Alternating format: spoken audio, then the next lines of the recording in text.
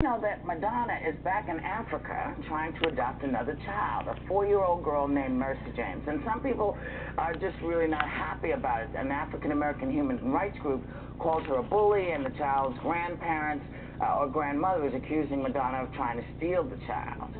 Now, I just have some questions. Yeah. Is the grandmother able to take care of the little baby? Probably not. She's in an orphanage. She's in an orphanage. I guess she spends time supposedly there, but it is in an orphanage. She's poor, the grandmother. Mercy. She has uncles also. There are other people. And so nobody's able to take care of the kid. So Madonna has decided to go and adopt the But child. aren't there laws that I thought, didn't she have to bypass some laws about adopting from out of country adoption Well, when that's she's one of the adopted criticism David, right? is that she's jumping to the front of the line Yeah. on this, and maybe that's the problem with people. I say, why not just send money to the orphanage or the family? Why do you have to take the kid out of her family's, out of her country? Well, I think what she I did can with David, understand why she wants to adopt it. She's got David. David. You know, a lot of times people, Angelina Jolie did it. She has 2 kids from the same region. So she might want David to have a brother or a sister who is from the same region as him, who is a sibling.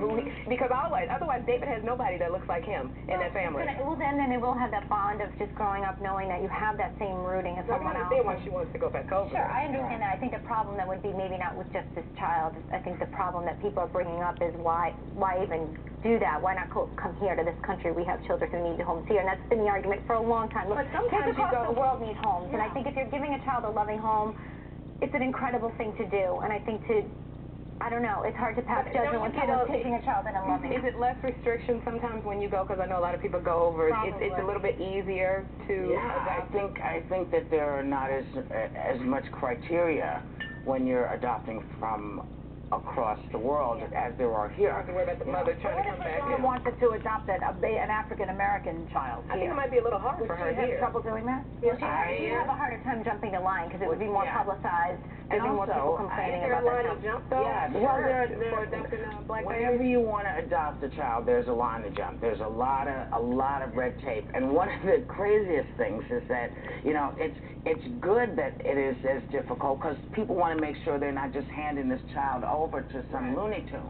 You know, which you don't have to worry about. You know, you can go to other countries and get a child relatively quickly, or you used to be able to, and bring them home. And, you know, they just want it off their books. But a lot of people are thinking she's the Looney Tunes.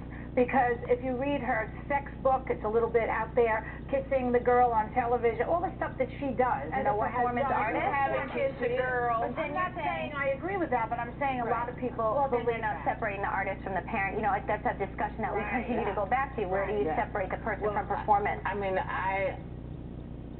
as a used to be performance artist, I did many things that I probably would not want to be held into account right now. You know, now it's none of your business. We already know. I never told. You can look it up though. It's everywhere. Thank God there's no YouTube from my day.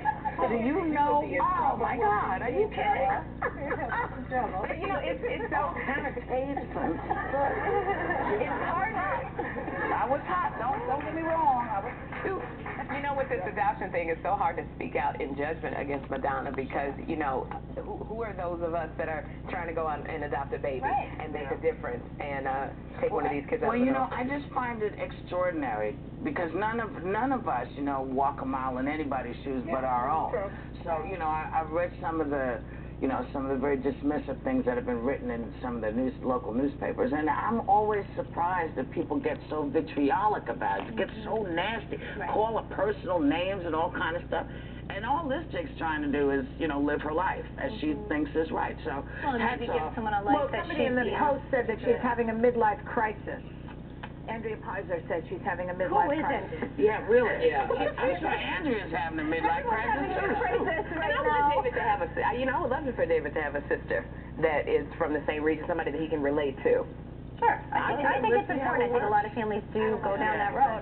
You know, let her do what she does. Yeah, let her. It doesn't matter what we not so fast. She still has living relatives, this child, who are objecting to it. So it's not so fast. So David, his father was upset that David hadn't come back until 2 years later. She adopted him in 2006. You know, there was. But he signed a paper, and apparently he was illiterate and didn't know what he was signing. So that's what I mean. There was a living relative there. I'm saying hurdles are jumped. speaking of jumping hurdles, yeah, well, she gets what she wants to get.